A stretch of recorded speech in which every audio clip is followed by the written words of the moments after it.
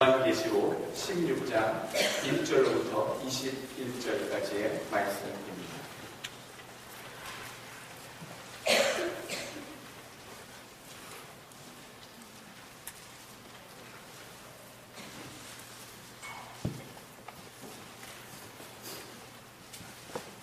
요한계시록 16장 1절로부터 21절까지의 말씀 교독하겠습니다. 또 내가 들으니 성전에서 큰 음성이 나서 일곱 천사에게 말하되 너희는 가서 하나님의 진노의 일곱 대접을 땅에 쏟으라 하더라.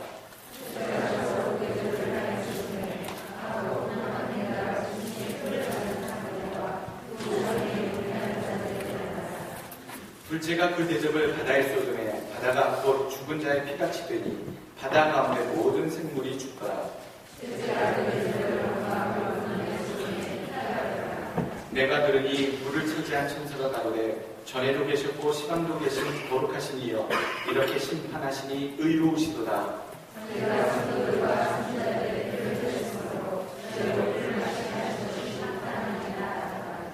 또 내가 들으니 제단이 말하기를 그러하다 주 하나님 곧 전능하신 이시여 심판하시는 것이 참 되시고 의로우시도다 하더라.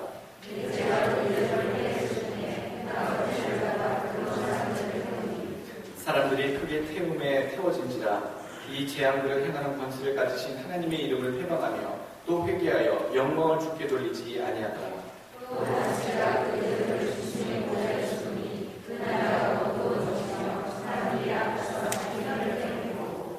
아픈 것과 종기로 인하여 하늘의 하나님을 회방하고 저희 행위를 회개치 아니하더라.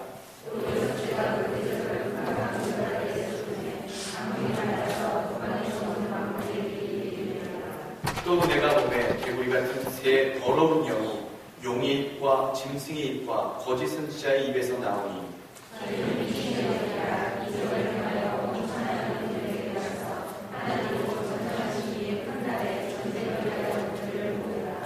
보라 내가 도적같이 오리니 누구든지 깨어 자기 옷을 지켜 벌거벗고 다니지 아니하며 자기의 부끄러움을 보이지 아니하는 자가 복이 있도다.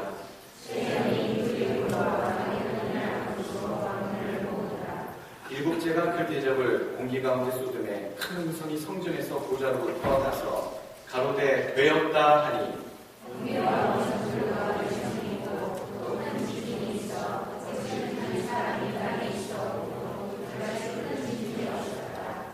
큰 성이 세 갈래로 갈라지고 만국의 성들도 부러지니 큰 성 바벨론이 하나님 앞에 기억하신 바 되어 그의 맹렬한 진노의 포도주잔을 받으매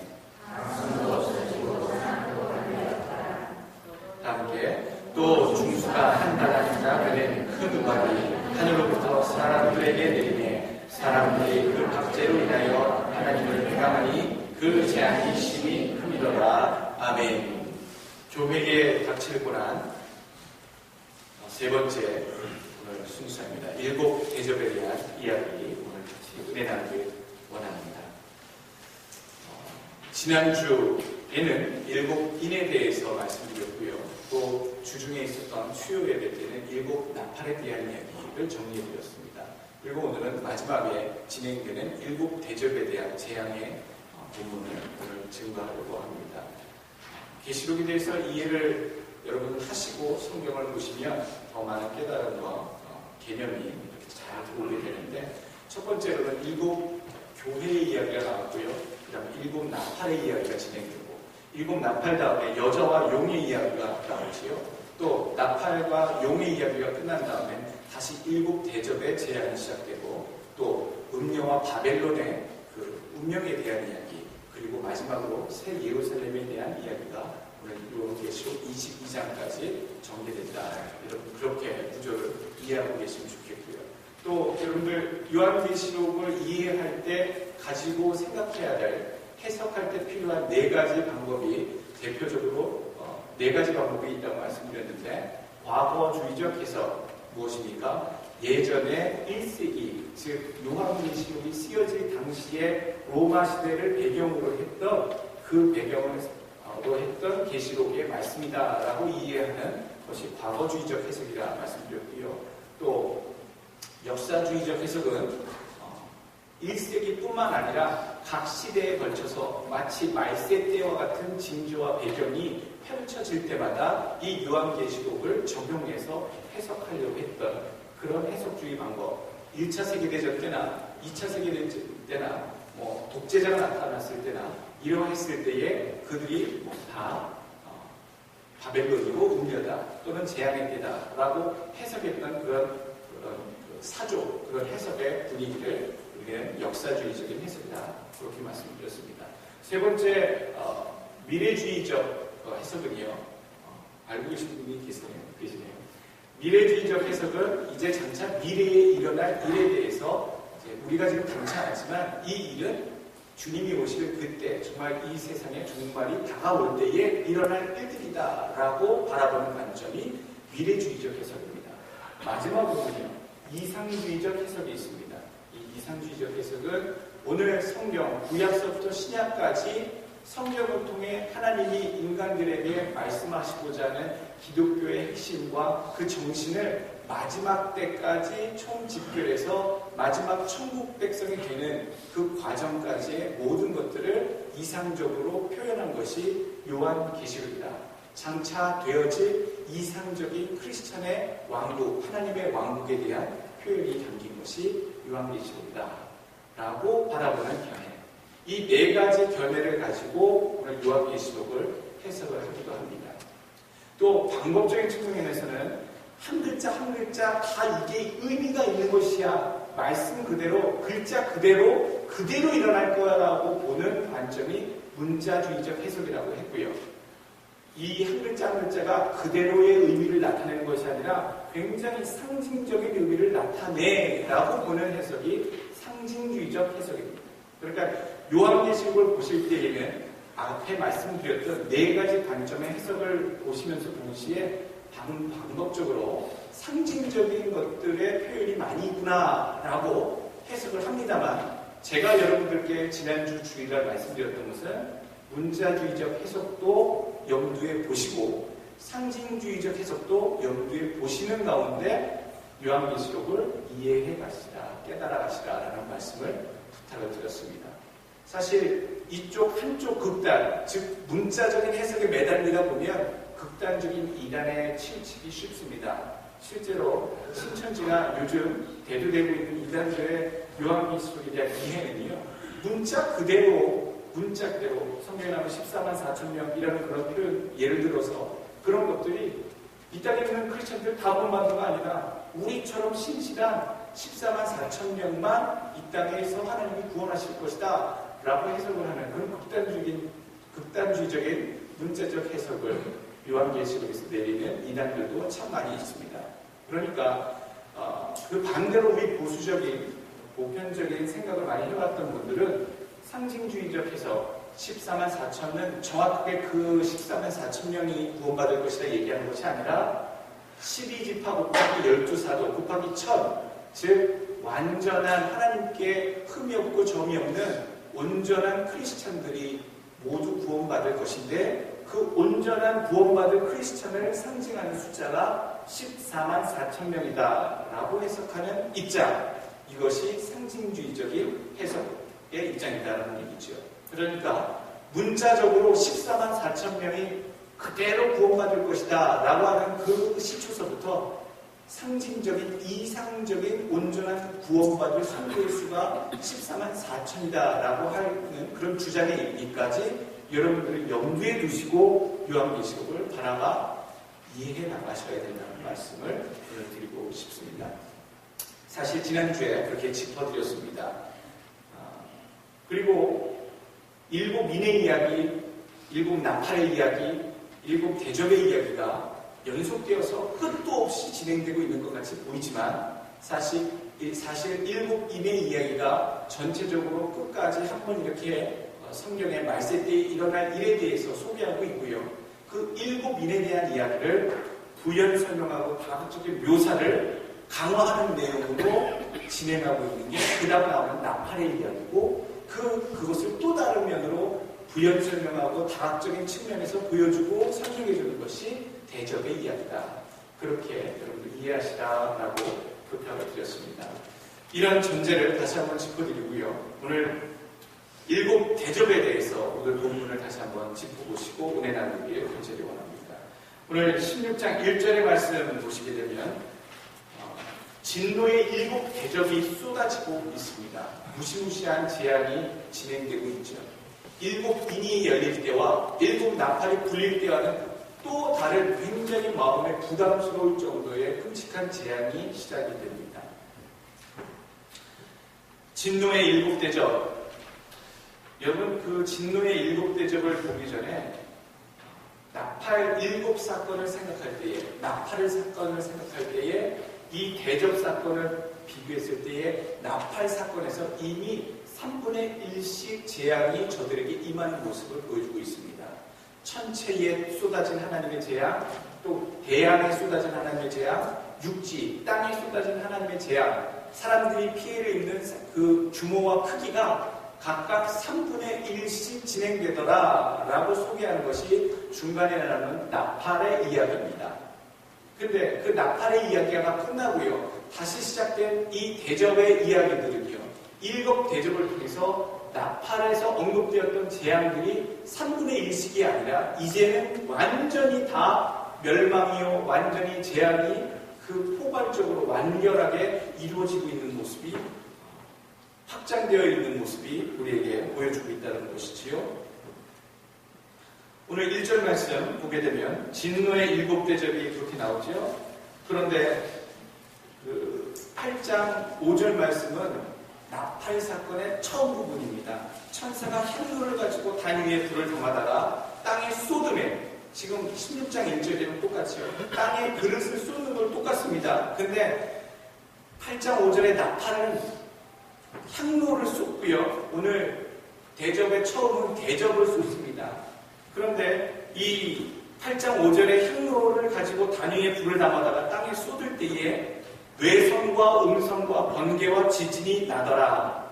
그렇게 되면서 이제 재앙이 시작됐다라고 처음에 설명을 하고 있습니다. 8장 5장에 나오는 천사가 가지고 온 향로는 무엇이 담겨 있습니까? 성도들의 기도가 담겨 있다고 말씀드렸습니다. 여러분, 지난주 제가 일곱인의 설교를 말씀드리면서 성도들의 하나님께 신원하는 이 땅의 저 악한 자들을 하나님 언제 저들을 심판하고 하나님 저들을 재앙을 내리시겠나이까? 라고 그렇게 신원의 기도를 저들이 제단 앞에서 피 흘린 자들이, 성도들이 기도했는데 그것이 성도의 기도, 향로에 담겼는데 그 담긴 기도가 다시 이 땅에 쏟아질 때에는 성도의 기도가 무엇으로 바뀐 겁니까? 이 땅에 믿지 않는 자들을 향한 저주의 그 재료가 되어서 땅에 쏟아지고 있다. 그래서 하나님께서 그 성도의 기도들을 들으신 거예요? 안 들으신 거예요? 들으신 거예요. 그 성도들의 기도는 자기의 개인적인 원한을 인해서 저들에게 복수해달라고 기도하는 것이 아니라 하나님, 이 땅에 남아있는 자들은 이제 정말로 악하고 하나님을 저주하고 회방하는 자들만 남았는데 하나님의 심판을, 하나님의 정의를 행하시옵소서라고 하는 기도였다라고 말씀을 드렸습니다. 오늘 그 대접을 쏟는 그 모양과 향로를 쏟는 모양이 너무나도 똑같이 진행이 되고 있다. 너무 유사한 표현이 나오고 있다. 자, 첫 번째 대접에 대한 이야기입니다. 첫 번째 대접을 쏟음에 악하고 독한 헌대가 짐승의 표 받은 사람들과 우상 숭배, 우상에게 경배하는 자들에게 나더라. 몸에 뭐가 나온 겁니까? 악한 독종이, 악한 상처 같은 것들이 막 피어나온 겁니다. 피부병 같기도 합니다. 오늘 일곱 대접을 쏟았는데, 일곱 대접의 첫 번째 것을 쏟았는데 몸에서 상처들이 막 나타났다라고 했는데, 오늘 그 앞에 나왔던 나팔의 이야기의 첫 번째 나팔에 불었을 때 나타났던 재앙이 무엇이었습니까? 8장 7절 첫 번째 나팔, 첫째 천사가 나팔을 부니 피 섞인 우박과 불이 나서 땅에 쏟아짐에 땅의 3분의 1이 타서 사위고 수목의 3분의 1도 타서 사위고 각종 풀도 다 사위더라. 여러분, 둘째 나팔재앙, 셋째, 넷째 나팔재앙이 있고요. 또 둘째 대접, 셋째, 넷째 대접들이 있는데 둘째, 셋째 나팔과 대접 재앙들은 서로 내용이 똑같습니다. 똑같이 나오는데 오늘 첫 번째 나팔의 내용과 첫 번째 대접의 내용이 정말 다르게 진행이 되고 있어요. 재앙이 다르게 보여요. 첫 번째 나팔은 하늘에서 피 섞인 우박과 불이 쏟아져서 3분의 1씩 다 불타버렸다라는 얘기를 하는데 오늘 대접의 이야기는 사람들의 몸에 상처를 입었더라라고 얘기합니다. 여러분 이걸 어떻게 봐야 됩니까?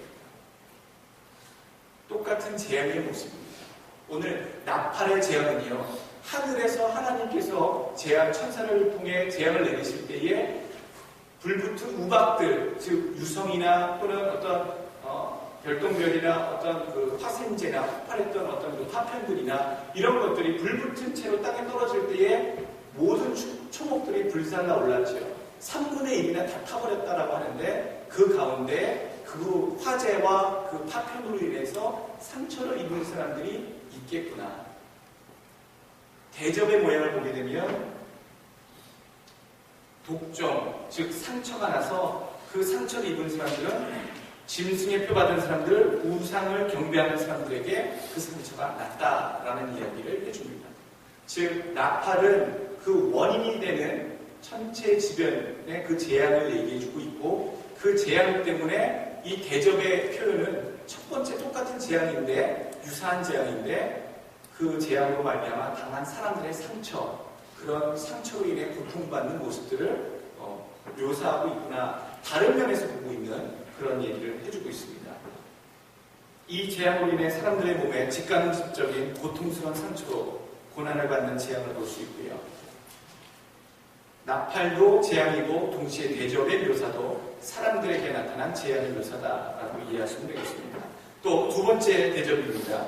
한번 보시죠. 16장 3절 말씀. 둘째가 그 대접을 바다에 쏟음에 바다가 곧 죽은 자의 피같이 되니 바다 가운데 모든 생물이 죽더라. 모든 생물이 죽었고요. 원래 둘째 나팔을 불었을 때는 어떻게 됐죠? 둘째 천사가 나팔을 부니 불붙는 큰 산과 같은 것이 바다에 번지우매 바다의 3분의 1이 피가 되고 라는 얘기를 해줍니다. 그런데 둘째 대접의 표현에서는 완전히 다 피가 돼서 모든 생물이 죽었다라고 얘기하고 있습니다.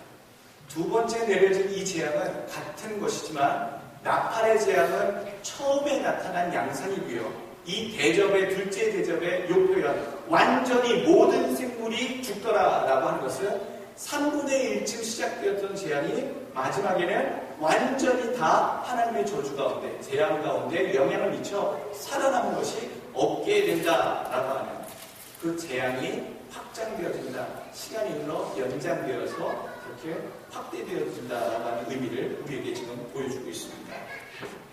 셋째 대접 보겠습니다. 셋째 대접은요, 셋째가 그 대접을 강과 물 근원에 쏟음에 피가 되더라.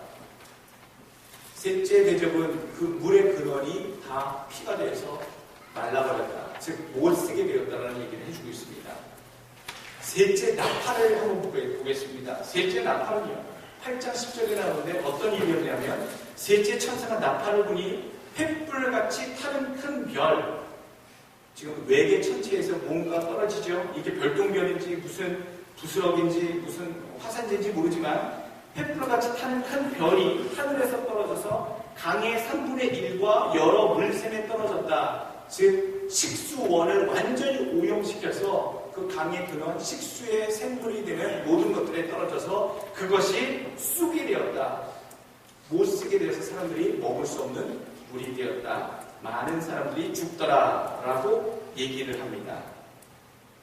셋째 대접으로 인한 그 피해는 무엇입니까? 바로 사람들이 생명의 근원이 되는 몸의 근원이 되는 물이 완전히 오염되었다라는 얘기를 해주고 있습니다. 앞에서는 쑥이라는 것으로 쓰게 되었다라고 표현하지만 대접의 표현에서는 다 피가 되었다. 결국엔 사람 몸의 70%가 물로 되어 있는 생명체인 이 사람이 온전한 생명을 담을 수 있는 물을 얻을 수 있는 그 근원되는 소스를 잃어버렸다는 얘기를 해주고 있습니다.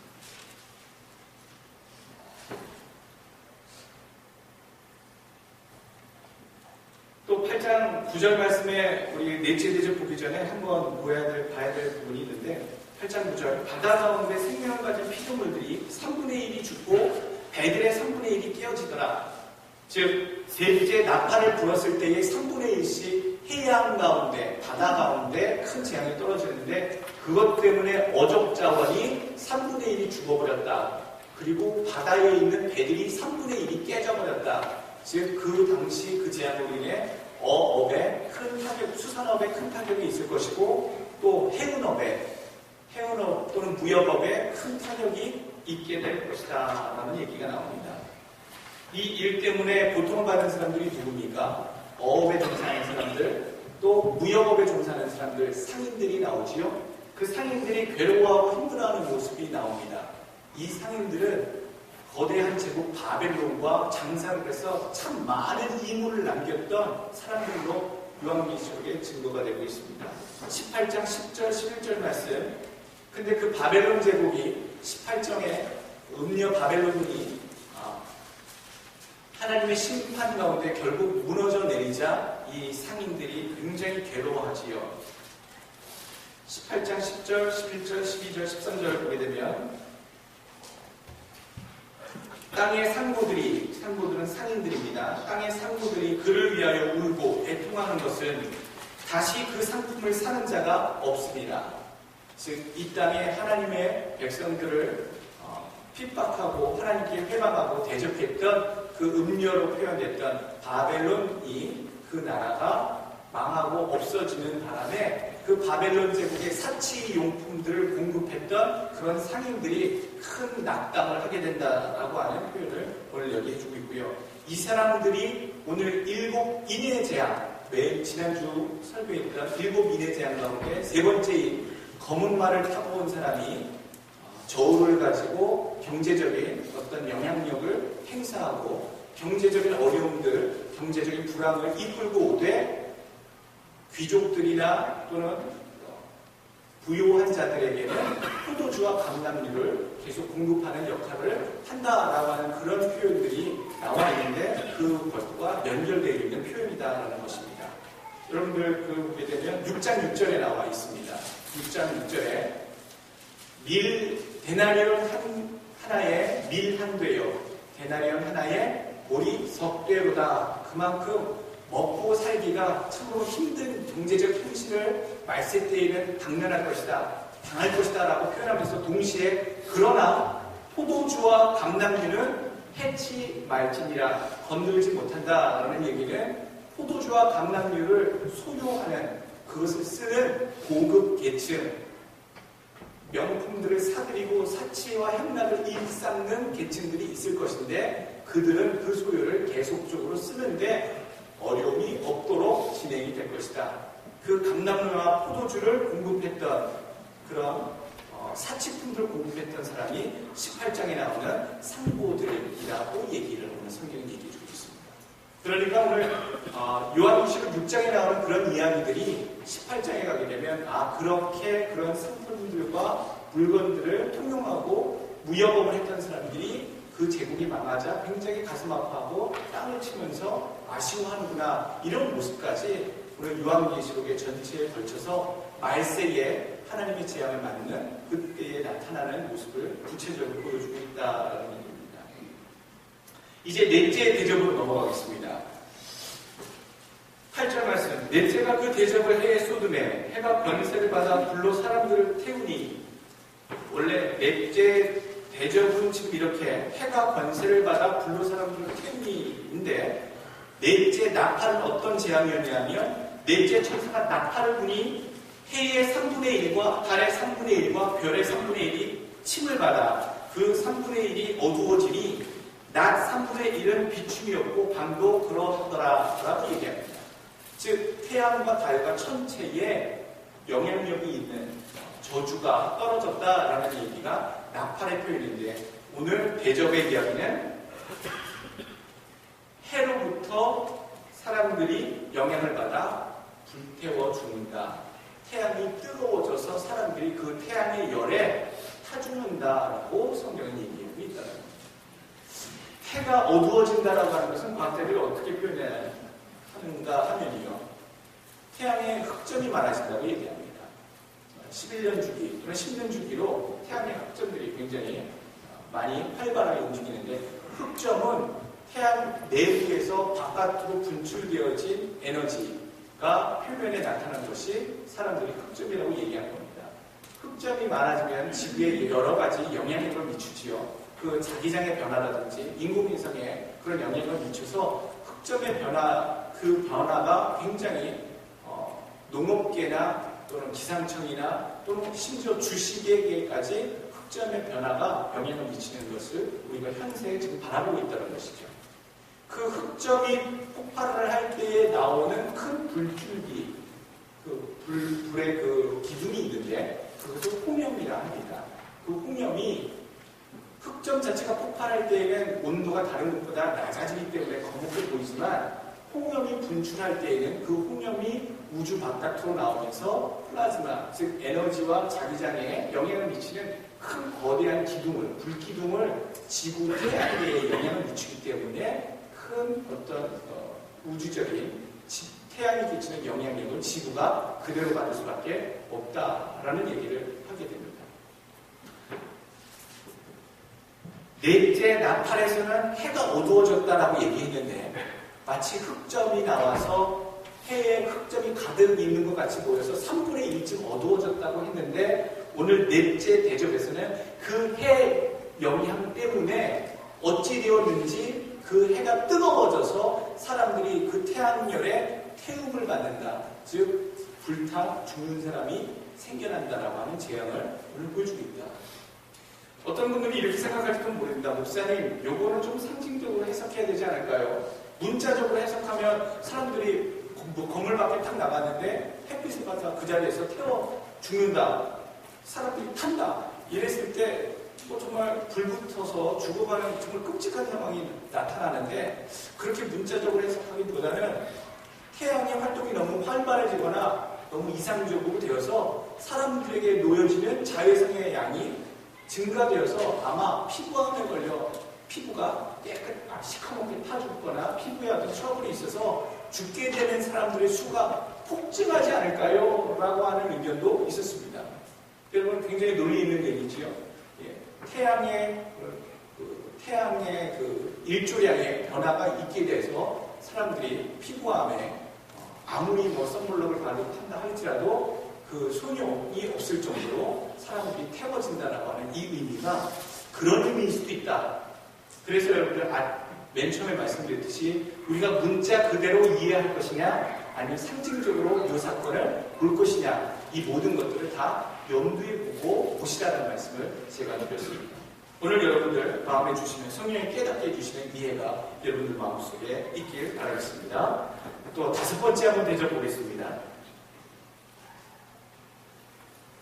또 다섯째가 그 대접을 짐승의 보좌에 쏟으니 그 나라가 곧 어두워지며 사람들이 아파서 자기 혀를 깨물고 아픈 것과 종기로 인하여 하늘의 하나님을 회방하고 저희 행위를 행했지 아니하더라.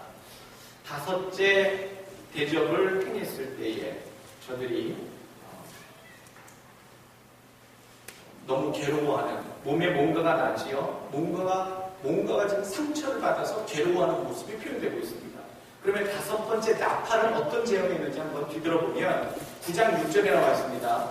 그 앞에 나왔던 비슷한 제약, 5번째 나팔은 그 날에는 사람들이 죽기를 구하여도 얻지 못하고 죽고 싶으나 죽음이 저희를 피하리로다. 묘하죠. 죽을 만큼 괴로운 상황이 닥쳤는데 죽지 못한다. 9장 10절 말씀, 왜 그런 상황들이 지금 펼쳐졌냐면 황충, 무정에게서 올라온 그 황충이 사람들을 어떻게 하고 다닙니까? 전갈과 같이 쏘는 권세로 사람들을 찌르고 다니고 있어요. 어떤 사람들입니까? 이 임침을 받은 사람들, 즉 짐승의 표를 받은 사람들, 즉 하나님의 임침을 받지 않은 사람들에 대해서, 즉 믿지 않는 자들에 대해서 이 황충이라고 하는 괴물이 사람들을 전갈의 꼬리처럼 찌르고 다니고 있다는 얘기죠. 그런데 오늘 대접에서는 사람들이 아픈 것과 종기로 인하여 하나님을 회방하고 저희 행위를 행했지 아니하더라 라고 얘기하고 있습니다. 여러분 입체적으로 좀 이해가 되십니까? 황충이라고 하는 그 괴물이 사람들을 해하고 다니는 모습, 그 모습과 오늘 대접의 이 모습, 사람들이 아픈 것 때문에, 이 상처 때문에 괴로워하고 죽고 싶어 해서 막 그러고 있지만 하나님께 끝까지 회방하지 않고 하나님께 회방하고 있는 이 모습, 연결이 되는 다른 양상의 모습, 같은 재앙을 다른 양상으로 지금 표현해주고 있는 것이다. 그렇게 이해하시면 되겠습니다. 여섯 번째 대접입니다. 여섯 번째 대접은요, 12절 말씀. 그 대접을 큰 강 유브라데의 쏟음에 강물이 많아서 동방에서 오는 왕들의 길이 예비되었더라.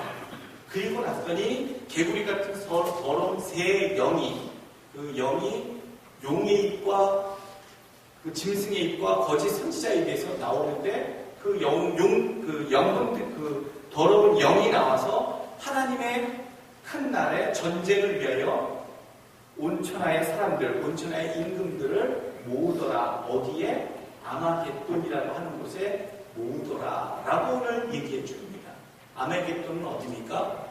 히브리어로 아마겟돈인데 헤라어로는 무깃도라고 하는 곳입니다. 근데 이 무깃도는 이 지금 팔레스틴 지역이 어디냐면 지금의 팔레스틴 지역 가운데 특별히 갈멜산 지역을 얘기해요. 그 갈멜산은 어떤 산이었습니까? 하나님과 대적했던 거짓 우상 숭배 선지자들이 엘리야가 대적해서 하나님이 승리를 이루셨던, 하나님이 그런 거짓 선지자들을 무찌르셨던 승리의 장소지요. 그 갈멜산을 끼고 있는 무깃도 평원에 모든 군대들을 모으기 시작했더라라는 이야기입니다. 그렇다면 여러분 한번 보겠습니다. 아마겟돈으로 군대들을 모으더라, 임금들을 모으더라라고 하는 여섯 번째 대접의 장면이고요. 그럼 그 앞에 나왔던 여섯 번째 나팔은 어떤 장면입니까? 9장 14절, 15절, 16절.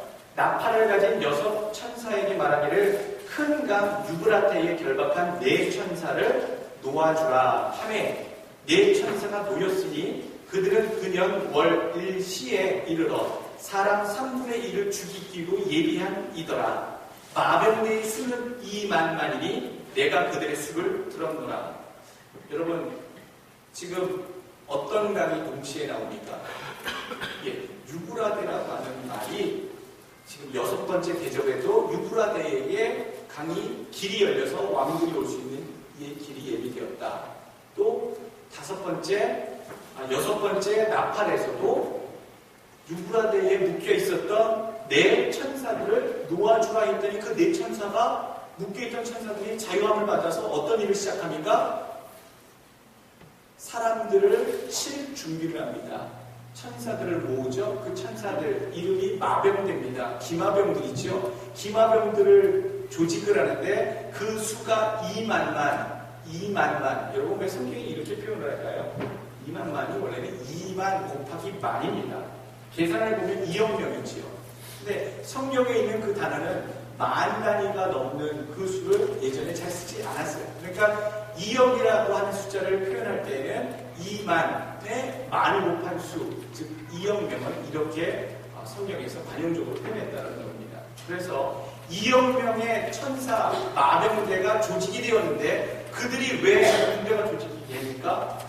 하나님을 대적하여서 하나님과 전쟁을 하려고 모아지고 있는 그 적그리스도와 믿지 않는 자들을 대적하려고, 그들과 함께 전쟁을 하려고 천사가 유브라데 강 근처에서 노임을 받았던 천사가 그 전쟁을 준비한다라는 얘기가 여섯 번째 나팔의 내용이고, 오늘 본문은 여섯 번째 대접은 그 유브라데 그 같은 장소에 아마겟돈에 그 하나님을 대적해서 싸우려고 하는 거짓 선지자들과 임금들이 모이기 시작했다라고 하는 것을 보여줍니다. 지금 전쟁을 위해서 일곱 나팔은요, 전쟁을 준비하기 위해서 하나님 쪽에서 천사들을 통해 그 아마겟돈 최후의 전쟁을 준비하는 양상을 보여주고 있고요.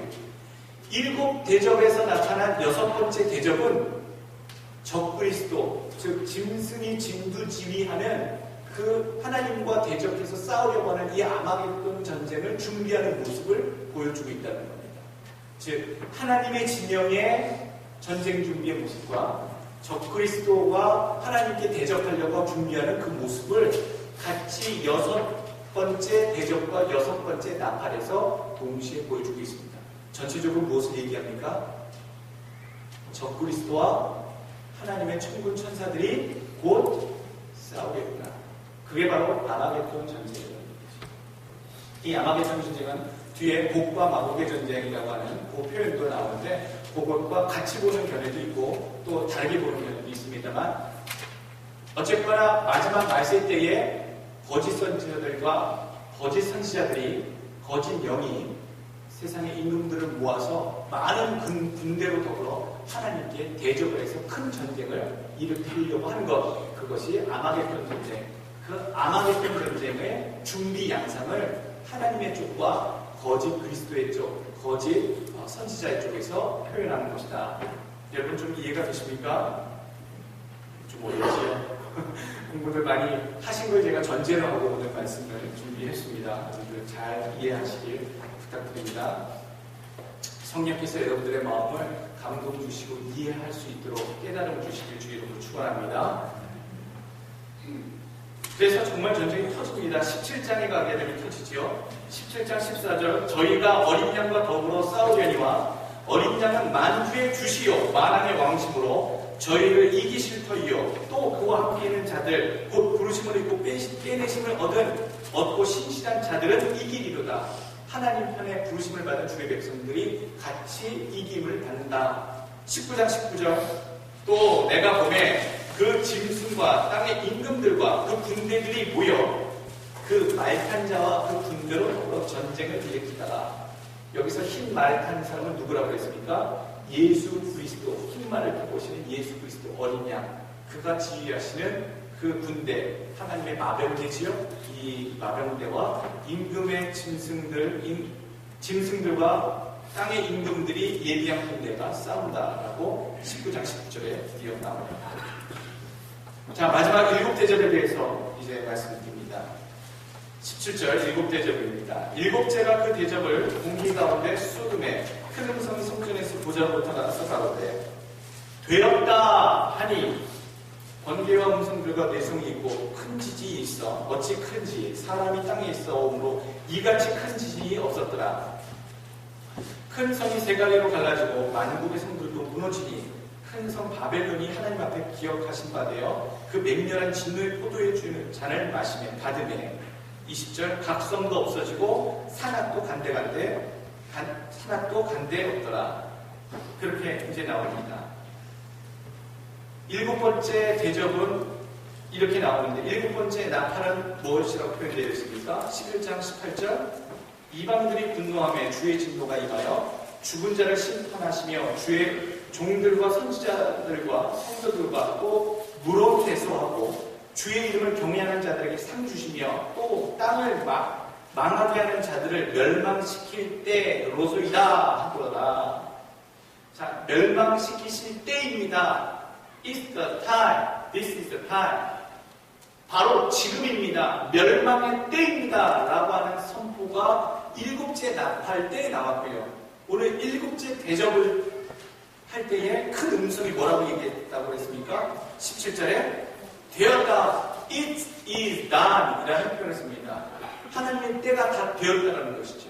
즉 7째 나팔도 그렇고 7째 대접도 그렇고 하나님이 마지막 재앙을 하시면서 뭔가 이제 됐다, 마지막이다, 때가 됐다라고 하는 그 뉘앙스를 마지막 7 나팔째 7 대접 때에 문구에 기록하고 계시다는 거예요. 이제 재앙의 마지막이라는 얘기를 하나님 하고 계십니다. 하나님이 멸망시키실 때라는 얘기죠. 그리고 정말 이 7 대접 마지막 때가 지나고 나서 18장, 19장, 20장 바벨론, 음녀 바벨론이 하나님께 대접했던 그 바벨론이 무너지는 이야기가 쭉 나와요. 그 무너지고 나서 새하늘과 새 땅, 성도들이 올라갈 천국에 대한 묘사가 나오면서 요한계시록이 마무리 되죠.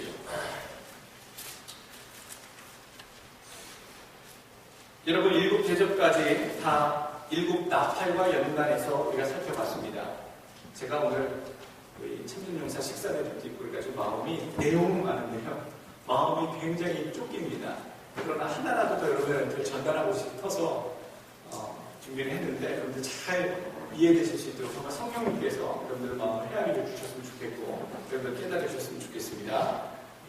진노에 대해 회개하지 않는 삶들이 있다라는 것, 멸망의 때가 오고요, 지구가 멸망한다 해도 악착같이 회개 안 하고 악착같이 하나님 따라오지 않고 악착같이 교회 안 나올 인생들이 많다는 것, 오늘 성경에서 우리에게 주는 교훈입니다. 진노의 때가 다다르면 여러분들 남을 돌아볼 수 있는 상황이 안 돼요. 내 믿음과 내 믿음을 지키는 일 자체만으로도 지금 견디기 힘든 상황에 봉착하게 된다는 얘기입니다. 16장 21절 아픈 것과 종교로 인하여 하나님을 회방하고 저희 행위를 회개치 아니하니, 절대로 회개치 아니하니.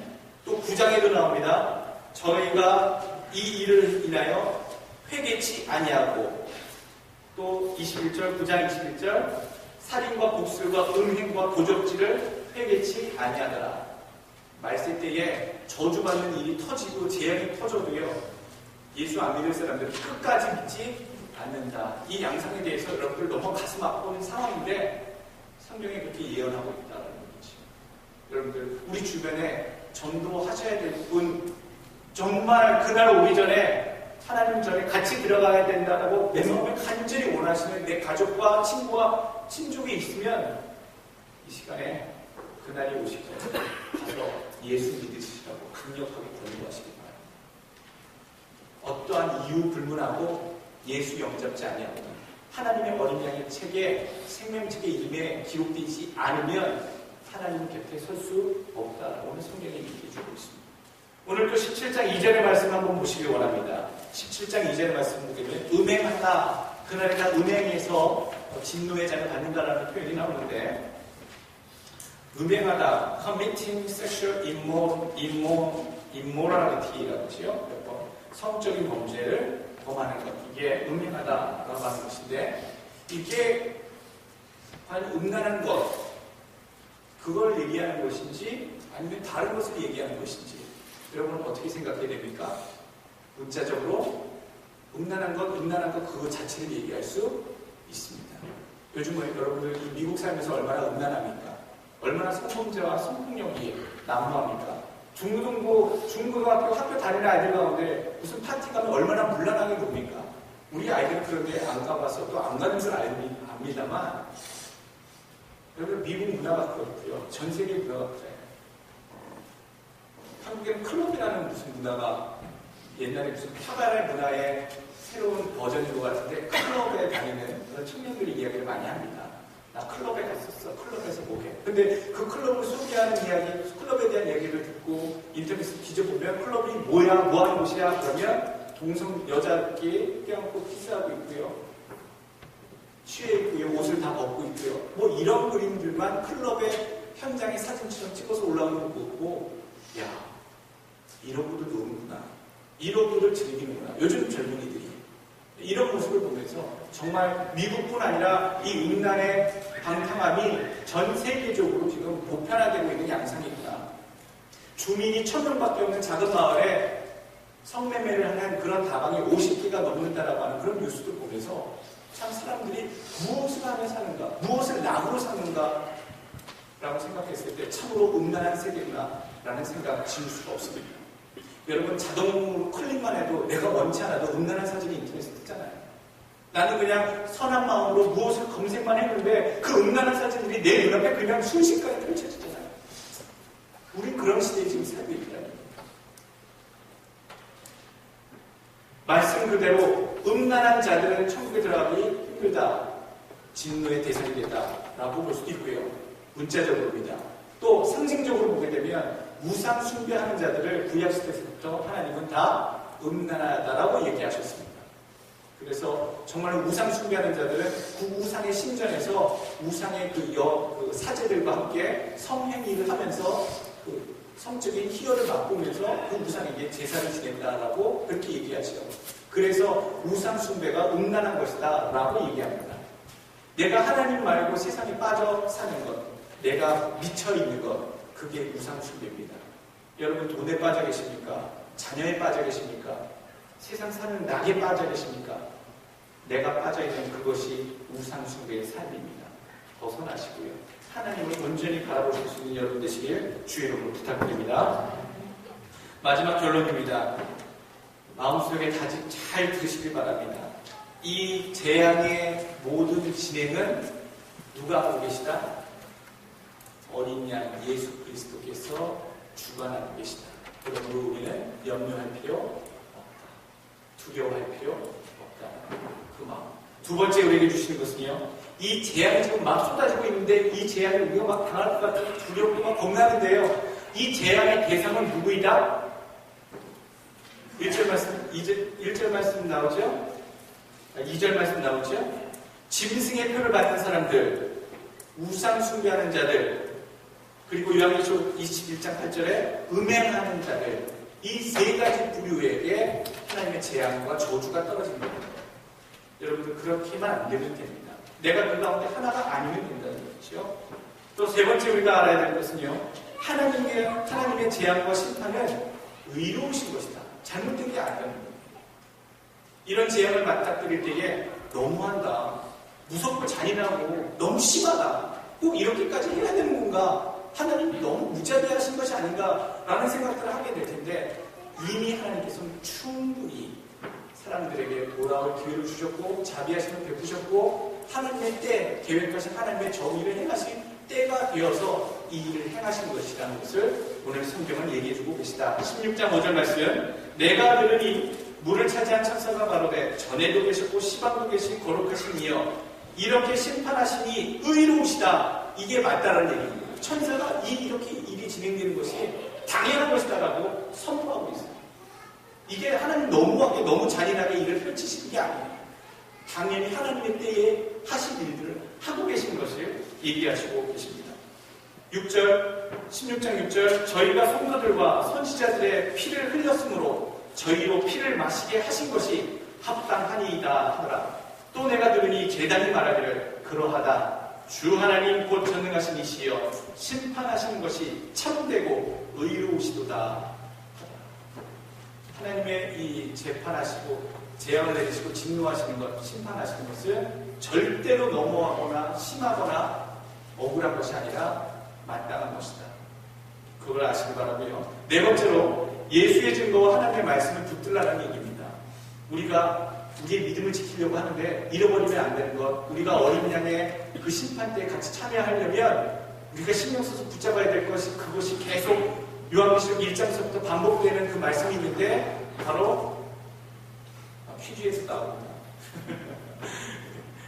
바로 뭡니까? 하나님의 말씀을 붙잡는 것과요, 예수 그리스도의 증거를 붙잡는 것, 이 두 가지를 붙잡는 것이 우리를 구원으로 인도하는 것이다. 그리스도의 말씀, 하나님의 말씀을 확실히 붙잡고요, 그 예수를 믿는 증거, 또 다른 말로 얘기하면 믿음입니다. 내가 그 말씀을 들을 때에 가진 그 믿음을 붙잡지 않고서는 하나님 나라에 들어가기 힘듭니다. 5절, 다섯 번째 우리에게 주시는 교훈, 좋은 믿음의 행위와 행실을 여러분 가지시고요, 여러분들의 그 행위와 행실을 기록한 책들이 요한계시록을 보면 다 있습니다. 여러분 한 명 한 명 여러분의 인생을 아주 자세하게 기록한 책들이 있고, 또 한 권의 책이 있는데 그거는 한 권이에요. 한 권이 있는데 그 한 권은 여러분들이 구원받을 사람인지 아닌지에 대한 이름이 기록된 책, 생명책이다 라고 나와 있다는 것입니다. 20장 12절 말씀 여러분 보시죠. 여러분 인생을 어떻게 살아오셨는지, 무슨 일을 했는지, 어떠한 행실로 살아오셨는지에 대해서 각 사람의 한 명당 하나씩의 책들이 다 하나님 앞에 심판대 앞에 지금 놓여 있고요, 동시에 생명책이 있다는 것. 20장 12절, 또 내가 보니 죽은 자들이 무론대수하고 그 보좌 앞에 섰는데, 지옥에 갈 사람이나 안 갈 사람이나 일단 죽은 사람들이 다 섰다는 거죠. 모든 사람들이.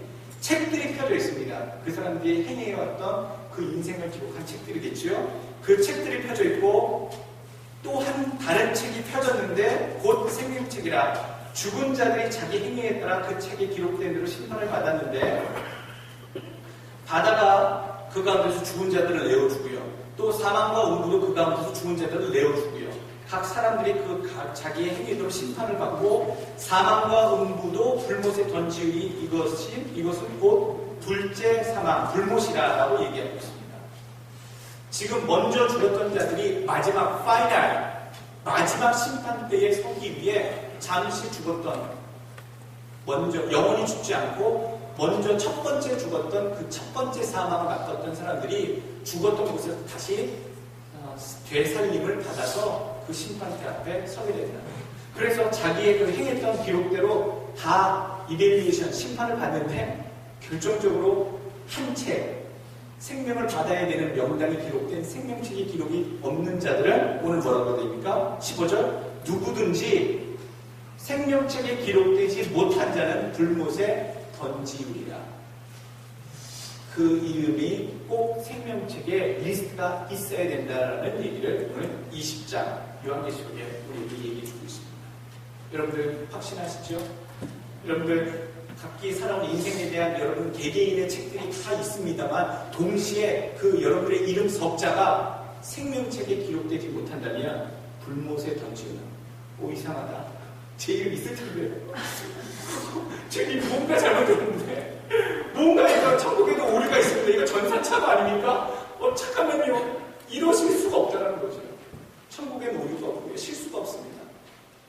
구원받을 자의 이름이 모두 생명책에 기록되시고 또한 여러분들의 개개인의 행실을 기록한 그 각개인의 책들의 기록 가운데 여러분들의 아름다운 행실들이 가득, 주를 위한 행실들이 가득 담기시는 여러분들 되시길 주님 간절히 부탁합니다.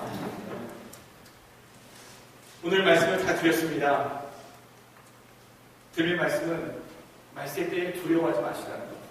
요한계시록은 담대하라, 두려워하지 말라라고 얘기하고 계시고요. 한 가지 또 깨어서 기도하라고 말씀하고 계시고요.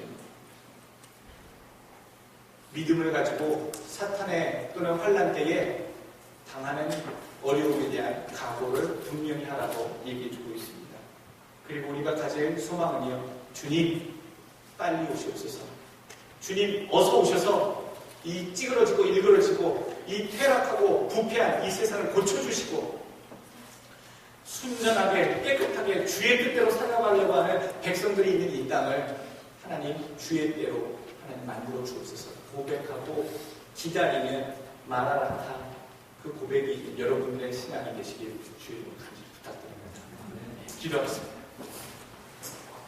이 시간에 주님 오시는 그날을 위해서 준비되는 믿음 하나님 되길 원합니다.